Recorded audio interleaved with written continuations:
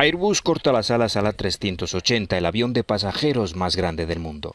El consorcio aeronáutico europeo ha anunciado el fin de la producción del que fuera su buque insignia, pero que con los años se ha convertido en un auténtico elefante blanco, es decir, que era más caro mantener la producción que los beneficios que acarreaba. Las entregas cesarán dentro de 2 años.